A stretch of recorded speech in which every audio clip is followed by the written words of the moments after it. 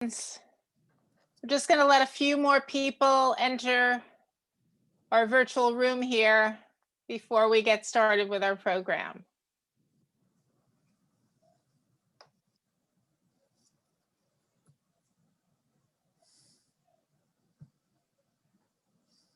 Okay, it seems to be slowing down, and we'll let other people in as they join us.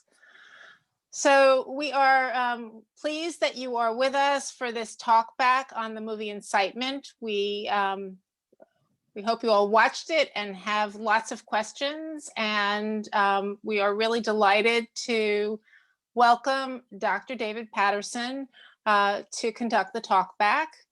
Dr. Patterson is the Hillel A. Feinberg Distinguished Chair of Holocaust Studies at the Ackerman Center at University of Texas at Dallas.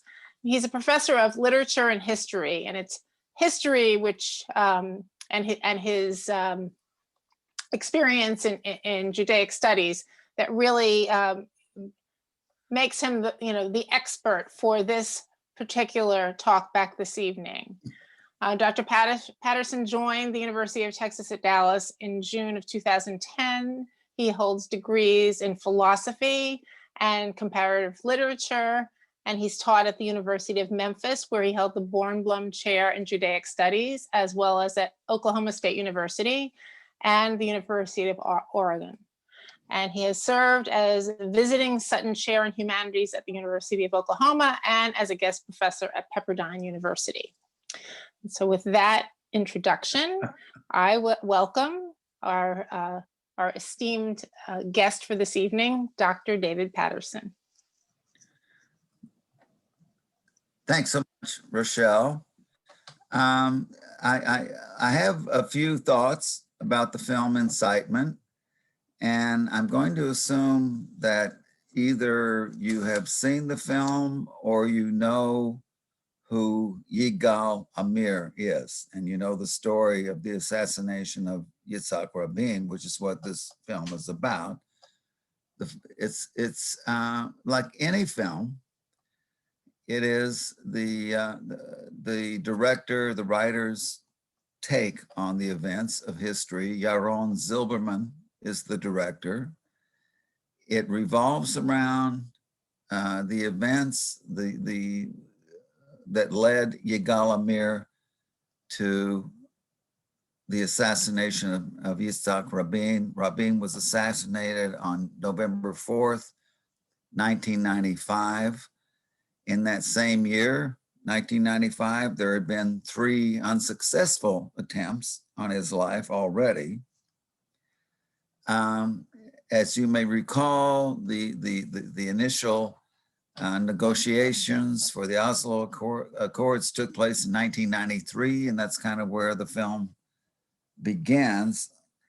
And the Accords were sealed on September 28th, 1995, just not long before the assassination of Rabin. Now we have the English title of the film, Incitement, and of course the title of a film guides how we're viewing the film. So if and I'll talk about the Hebrew title shortly, which is not Incitement, but if we as English speaking audiences and subtitle reading audiences view this film Incitement, we want to look to see who's inciting whom to do what. Where's the incitement? Incitement is the incitement of a passion. And often it's the incitement of hatred. Almost always in these contexts, incitement is the incitement of hatred. It's not the incitement of love and loving kindness and so on. So where do we see the incitement coming from to Yigal Amir in this film? Early in the film, Yigal Amir goes to a lecture featuring Rabbi Benny Elon, who proclaims, "He who fights with God will have his reward." And fighting with God in this context means fighting against anyone who would place limitations on the land of the covenant, starting with Rabin. Then you have the Baruch Goldstein's murder of 29 Muslims in a mosque, wounding 125 on February 25th, 1994. Okay, so this is the more than a year before the assassination of Rabin. And after Rabbi Goldstein's funeral, we see a rabbi invoking vengeance for the blessed Baruch Goldstein, Rabbi Baruch Goldstein. So this is an incitement. So we got rabbis that seem to be inciting violent measures to be taken against, if not Rabin, or anyone, those who would propose peace with the terrorist. The terrorist attacks are themselves incitements. If you've seen the film, you saw footage of horrific bombings of buses. Some of us are old enough to remember terrorist attacks on buses in Israel, in Tel Aviv, Yerushalayim, when the Burial Society would come in and scrape body parts off of the street, off of walls, the pavement, lampposts. And these attacks, as you see, Yigal Amir watching them in the film, these are an incitement. In addition, you have footage of Netanyahu and Sharon encouraging, seemingly at least, to encouraging Jews to retaliate against the Rabin administration, if not Rabin himself, inciting hatred against Rabin. Then you have scenes of crowds and protests. Many of these scenes are from footage at the time, right? The crowd chanting, "Rabin is next, Rabin is next." And so you have Yigal Amir, he has all of these outcries labeling Rabin as not just as misguided or wrong policies, but as the source of a murderous evil. Rabin is introducing a situation, signing off on a situation that will lead to the murder of Jews. And indeed, from 1993, as you recall, we saw a real spike in terrorist attacks against Jews in Israel. So this is what Yigal Amir is looking at. So Yigal Amir may or may not have been initially inclined to take such a measure, but he starts, you see him in the film, looking for a justification to put an end to what he sees, he interprets as the deaths of Jews that Rabin is responsible for. So Yigal Amir is a very religious Jew. He's a Yemenite Jew. He's a student of Torah. His father is a scribe. He's a student of law at Bar Ilan University. He's Shomer Shabbos. I mean, he's a devoted religious Jew, and he knows he can't do anything without Torah, without the sages, without Talmud. So he starts looking for a justification. And let me say now, as soon as we start looking for a justification, rather than for the teaching, the commandment, the guidance, as soon as I want a justification, I can justify almost anything if that's what I'm looking for. So he goes to Rabbi, he asks the Rabbi about Maimonides. This is the issue of killing an informer or a pursuer, a rodef is the term. Informer is someone who tells an enemy, there's a Jew over here, go kill him. There's one page in the Talmud. It's in Tractate Baba Kama, page 119a, that says, if a Jew has gone to the enemy and said about another Jew, here he is, go kill him, you can kill the informer. The rabbis that you see in the film say, Maimonides says you can kill an informer. It's not that simple, not exactly. It's under extremely specific circumstances, which occur only once in the Talmud, okay? So the informer piece doesn't fit very well at all. The informant, to whom is Rabin informing, here are Jews over here, go kill them. It doesn't fit. The pursuer is a little more complicated, the rodef.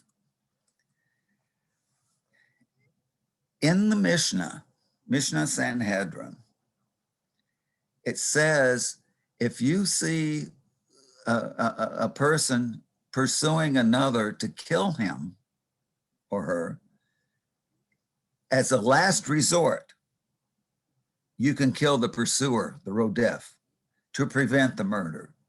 And Rashi says it's to prevent the would-be murderer from becoming a murderer. It's to save him from his own sin. So if you see someone, running after another person, and you know that the one is bent on killing the other, the only way you can stop it is to kill the one with the gun or the knife. You got to kill him. The same Mishnah says, if you see a man chasing after a woman to rape her, and the only way you can stop it is to kill the would-be rapist, you have to kill him.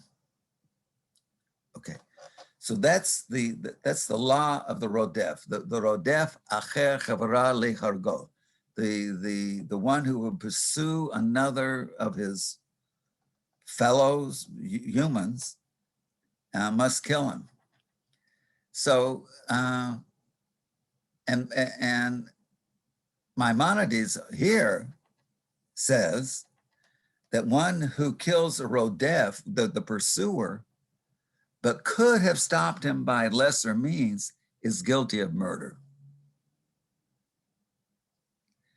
Okay, so here we have what's known as the din rodef, the judgment concerning one person who's chasing after another to kill. And the only means you have at hand is to kill the pursuer. It's the good guy with a gun who stops the bad guy with a gun on the scene at the moment. So you see Yigal, he hears these teachings from various rabbis, and he goes to a rabbi, as you recall, to say, what about this rodef? Is it okay to kill a rodef, the pursuer? And the rabbi answers him, by the time you ask the rabbi, it's too late. In other words, this is a law that applies in the moment. It doesn't apply to Yigal because he's planning. The one who kills the pursuer has no plan. No plan. He asked another rabbi, why didn't you say something about pursuer? The other rabbi says to avoid civil war, to avoid Jews from killing each other. It's in the name of Jewish life that another rabbi he asks about it says, no, I wouldn't say it publicly. A third rabbi says, look, if you want to apply this to Rabin, you have to go warn him. You have to go sit down with him. You have to go say to him. You have to try to stop him. Of course, this doesn't happen either. But after visiting the three rabbis, you have the scene where Amir says, after he talks to the rabbis, they all told me we have to do it in their own words, right? He's reading the words the way he has already determined how he's going to read their words and hear their words. So it turns out that Yigal Amir is himself the Rodef. He is himself who takes himself to be like God. Succumbing to the most ancient of temptations, you will be like God. He is himself the one who has usurped the throne of divine judgment to decide who will live and who will die, which brings me to the Hebrew title, Yomim Noraim, the Aseret Yomim Tshuva. The Yomim Noraim is the name of the Hebrew movie, The Days of Awe. The days of awe are the 10 days of return, the 10 days of returning to a relation to God. They begin with the day of judgment, Rosh Hashanah, when it's determined by God who will live and who will die, not by Yigal Amir. It's determined by God who will live and who will die as we approach the Day of Atonement and our return to God. So Amir ascends to this divine throne of judgment. He hears what he wants to hear to justify himself from the rabbis and decides he's the one who will determine whether Rabin will live or die. And this is in November 1995, not long after Rosh Hashanah Yom Kippur, right?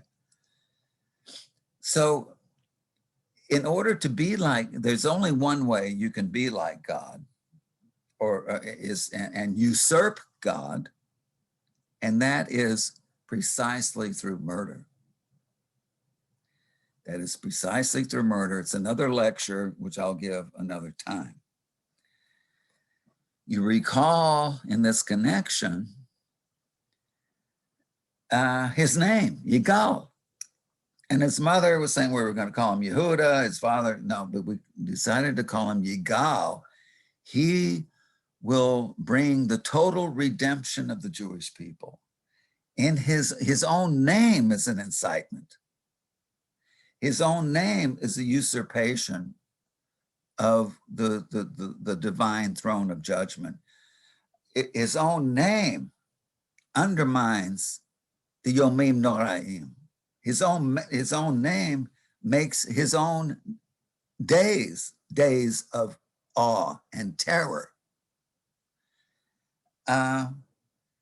And you see several scenes in the film where you see placards, Rabim Aror, which is Rabim is damned. Yigal Amir determines the damnation, not only the death, but the damnation of Rabin. And just to wrap this up, one of the last scenes, his father a scribe says to him, will my son be the one who sentences someone to death? If you know the Talmudic teachings about imposing a capital crime, you know that it's almost impossible to do so. And I won't go into those details, but let's just take my word for it, that, you know, a court that passes down a death sentence once in 70 years is regarded as a bloodthirsty, murderous court in the Talmud. His sister, his family, his sister says to him, your worldview is twisted. And in the last scene, before he assassinates Rabin, he takes off his kippah. He takes off his kippah. What is the kippah? The kippah is a palm of a hand. The kippah is the hand of God on your head. It's the hand of God the judge and God the Father. It's God saying in two different tones, I'm right here watching you as your loving Father. I'm right here. How much? Or I'm the judge. I'm right here watching you. Watch what you do. So he divorces himself from the judge during the Yomim Norim, during the days of awe. When we stand before the judge, Amir steps away from the judge. Amir himself usurps the throne of judgment. Amir himself decides who will live and who will die. Turning the words of the rabbis he consulted to his own end. And my only last concern here is in terms of incitement, that I hope I'm totally wrong. I hope this would not be a film to incite people inclined to have contempt for religious Jews to add to their contempt after watching this film, because I don't think that's what the Zuberman, the director, is doing. I'm sure he's not religious, but I don't think he set out to incite contempt for religious Jews here. This is a Jew who's, as his sister said, whose worldview became twisted. So that's all I have. Those are my thoughts. I welcome any thoughts anyone else may have. So David, there were a couple of questions that came in before via email. So I'm going to give at least one of those to you now. And then there are also questions in the chat.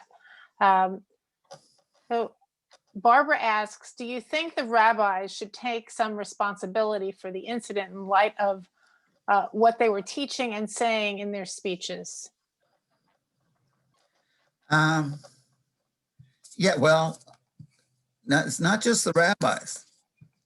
According to our tradition, each of us, as Rashi says, each of us is responsible for all. That's why, as a community on Yom Kippur, we confess to a whole array of sins as a community every morning. In the Shamnu, I have sinned. We confess as a community to the sins of each of us in the community. This is why it was such a horror for the Jews that Yigal Amir should assassinate Rabin. I mean, again, some of us are old enough to remember the event, right? Mm-hmm. So yes, and I would add, yeah, should the rabbis? Yeah, the rabbis should, but not only the rabbis. Not only the rabbis. The rabbis, the leaders, the heads of our community carry more responsibility in principle, but that doesn't alleviate any of us from our own responsibility. And Joel wants to know what it was about Amir that he looked for support to sustain his original desire to do what he did. And there was a reference to his military service and his cruelty, in addition to all the items that you've mentioned regarding incitement.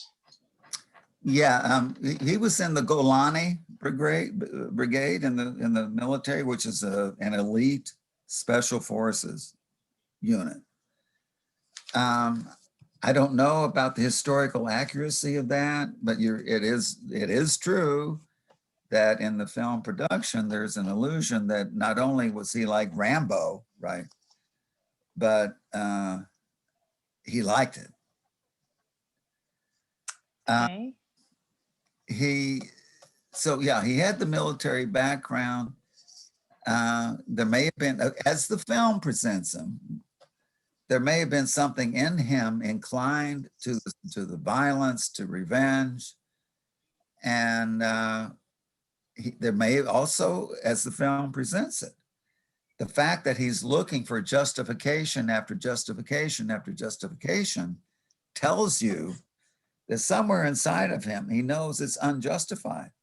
Otherwise, why is he looking so hard for the hexure, for the okay? There's something inside of him that knows it's not justified. That's why he's trying to justify it.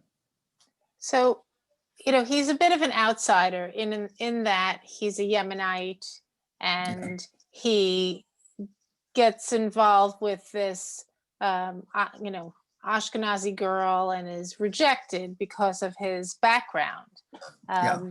So, the film portrays a component of Israeli society, second-class status of Yemenites. And Joni wants to know, does this caste system extend to all Sephardic Jews or just the Black Jews? And is it still prevalent today? There's a decades old divide between Ashkenazi and Sephardi Jews in Israel. Over the decades, that divide has closed.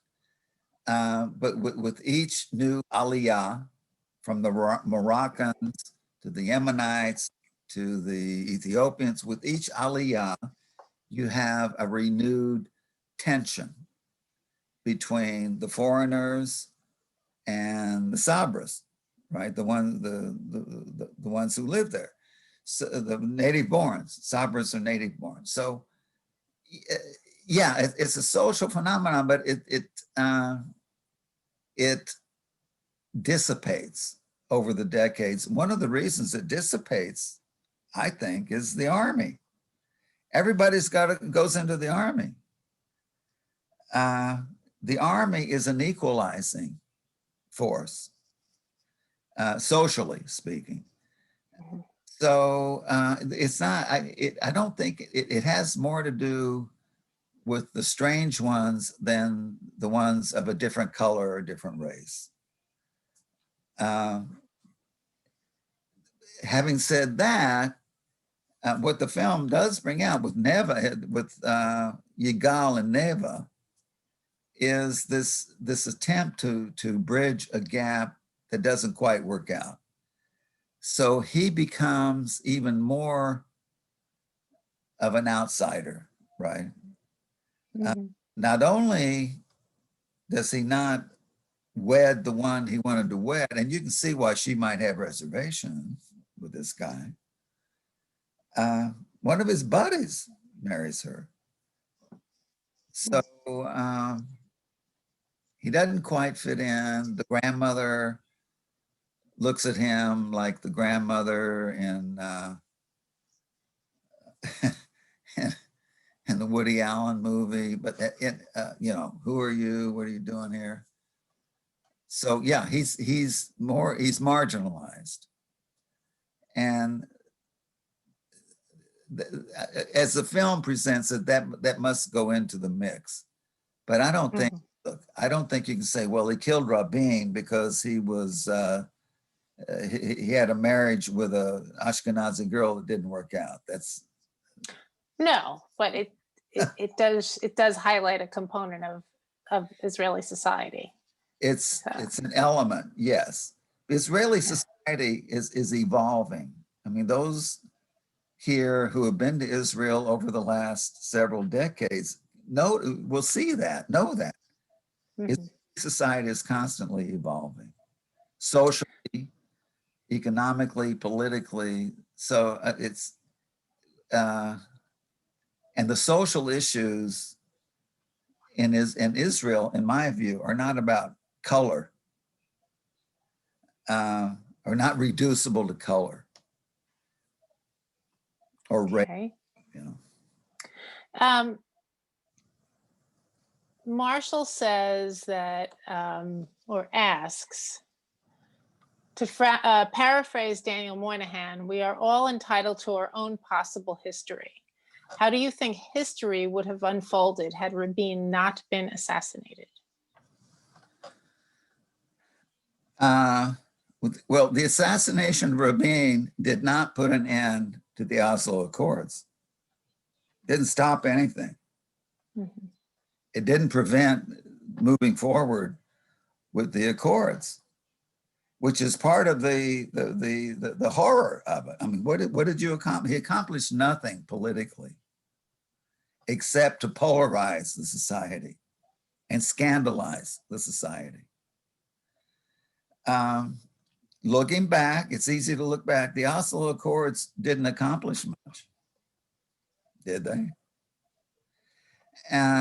And at the time, again, those of us who remember 92, 93, 94, 95, 96, we know that there was a significant increase in terrorist attacks.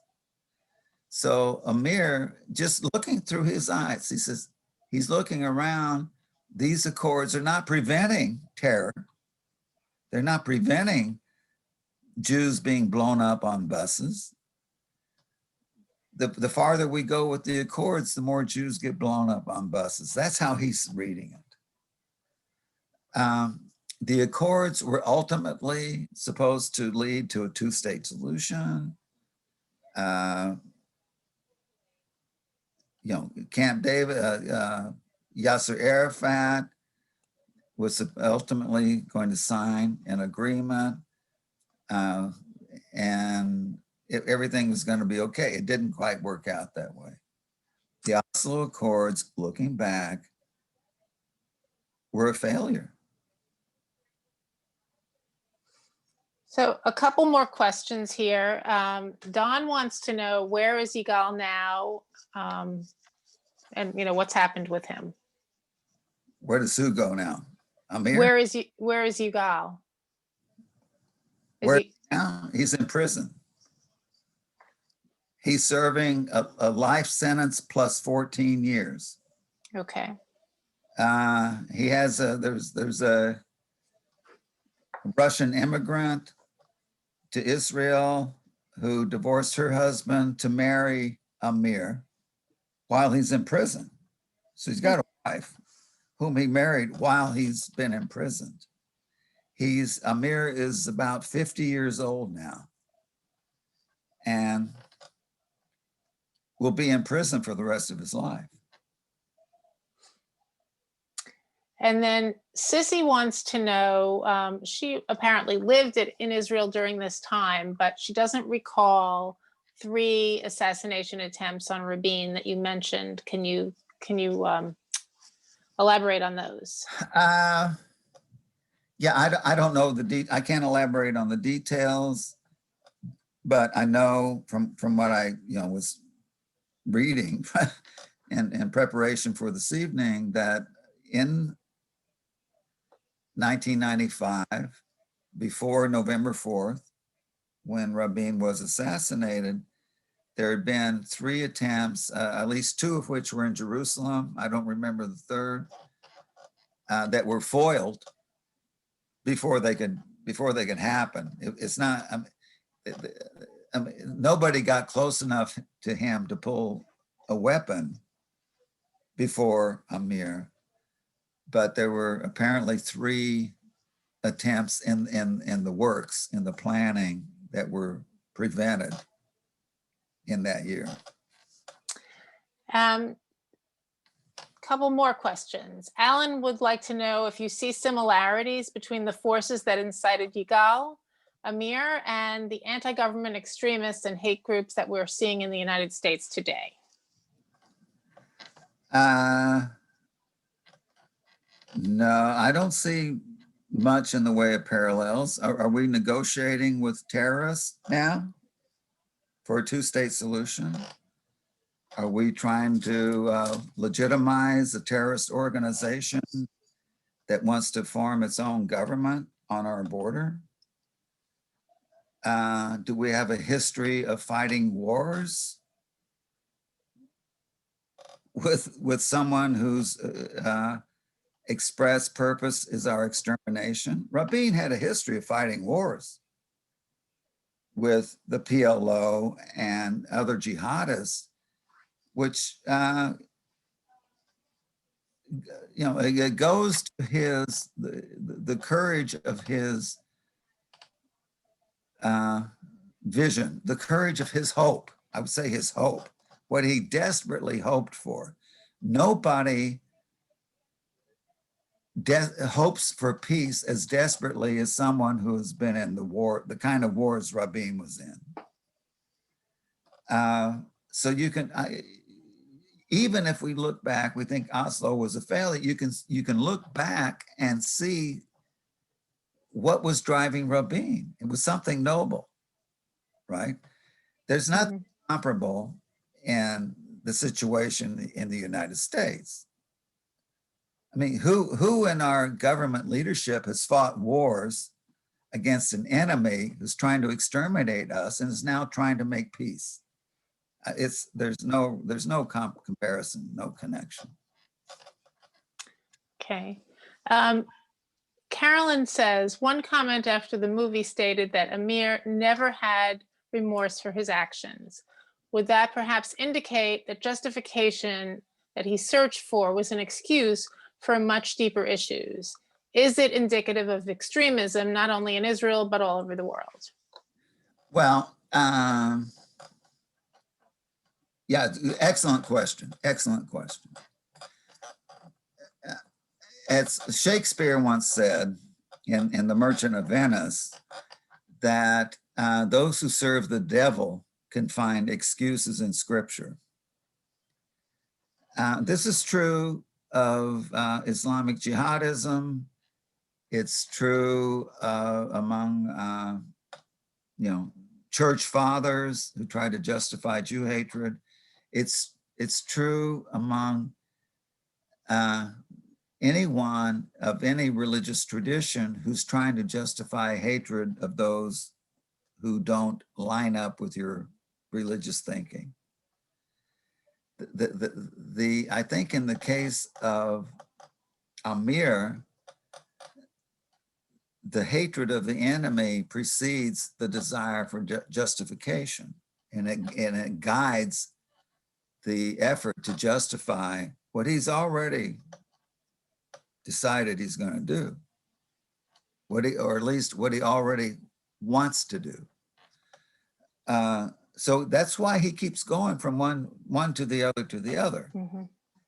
And when you see him and he gets what he gets from the rabbis when he goes to at least 3 different rabbis, and starting with the one who said by the time he asks a rabbi it's too late. He goes to a couple of others after that, and he says, well, in so many words, they told me it's okay to kill the rodef, the pursuer. He's hearing what he wants to hear. He's hearing what will justify himself, and he can't. How can he now? I don't know. Maybe he can. I was just thinking, how can he now, after since 1995 in prison, now have remorse? I have no idea whether he has any remorse or not. I have no idea whether on Yom Kippur, when he davens, and I'm sure he does daven on Yom Kippur, whether he's trying to seek atonement for this. I have no idea. And I wouldn't trust any reports saying, well, he has remorse, he doesn't. No, we can't know. There's no way we can know what's inside of him. We can't know. But it would be very difficult for him to come to terms with this as an avera, right? As a sin. Mhm. It would be a very difficult move for him to do that. Hilton asks, do you think this movie would eventually act as an incitement to anti-Semites for further hatred? I think there's a potential for that. Yes. That's, you know, when an Israeli filmmaker deals with this, it's like handling nitroglycerin, right?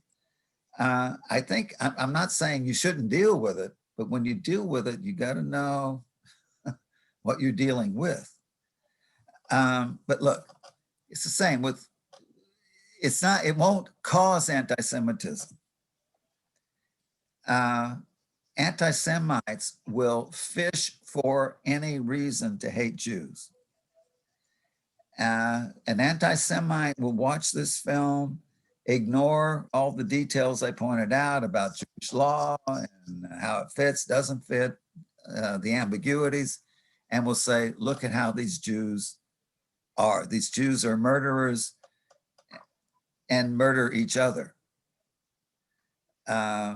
They'll look for any reason to murder, and they'll murder us too. So it won't cause any anti-Semitic sentiment. The anti-Semitic sentiment is already there in the anti-Semite, but it could, you know, be grist for that mill, as anything else could. Anything else could. Anti-Semites find reasons to hate Jews where there are no reasons, as we know.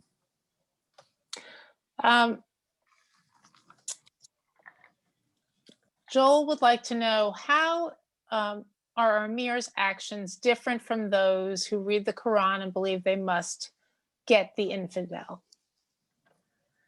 Well, those who read the Quran and conclude that we must get the infidel number in the tens of millions. The Yigal Amirs don't number in the millions or the tens of thousands or the thousands. Yigal Amir is a scandal to the Jewish people.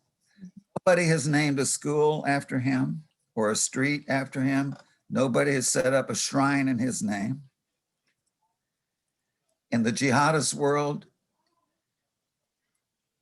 the jihadis are glorified, idolized as martyrs. It's throughout the jihadi world. It's easy to find among the jihadists, I'm not saying Muslims, I'm saying jihadists, you can find hundreds of imams, hundreds of clerics who will say killing a Jew is a holy act pleasing to God, who will say Haj Amin al-Husseini, that whoever kills a Jew has a guaranteed place in heaven. Even in this film, none of the rabbi, even the most insightful of rabbis never said to him, if you kill the rodef, the pursuer, you have a guaranteed place in heaven. Nobody said that. So I would say again, there's no comparison. There's no comparison. Yigal Amir is a scandal, known as a scandal, is a source of shame. Whereas should I start naming them? The martyrs in the jihadi world are heroes, are idolized, are adored, have shrines to them.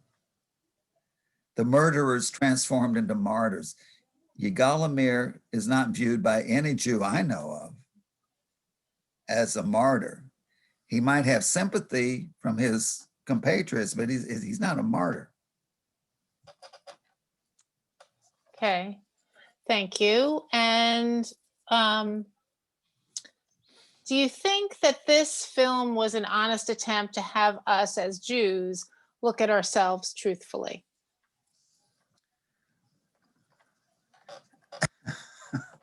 Our rabbis want us to look at ourselves truthfully. On Yom Kippur, we have to look at ourselves truthfully. The film, what is it, truthfully? Look at ourselves as truthfully, meaning what? That that we are murderers too. That yeah, any human being can be a murderer. Any human, the most fundamental temptation to any human being is the temptation to Adam.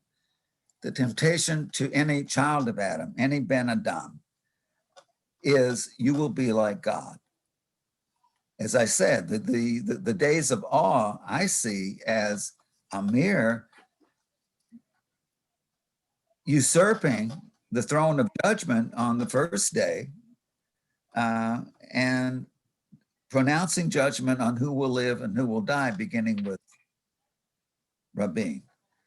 So yeah, to look at ourselves truthfully is to look at ourselves as human beings, look at ourselves as those who are tempted to be like God, those who are tempted to pronounce judgment, those who might be led to eliminate the prohibition against murder, which is the first prohibition to go when you be God. So, I mean, Jews try in their daily prayers to confront the truth about who they are, who we are. In the Ashamnu, right? At the end of the Amida. So, yeah, but the filmmaker, yeah, he's trying to get us to do that. But, you know, he's not exactly, yeah, like any good Jew shoe, but Yaron Zilberman is doing the work that I suppose our rabbis should be doing as well. He's not a rabbi. I don't think. I don't know. Maybe he is. I don't think Yaron Zilberman is a rabbi, but maybe. Okay, so that concludes all of the questions that we received from the audience. If you have, any words that you want to close with, we would welcome them. Well, all right. Well, my first words are thank you. Thank you, Rochelle. Thank you for inviting me.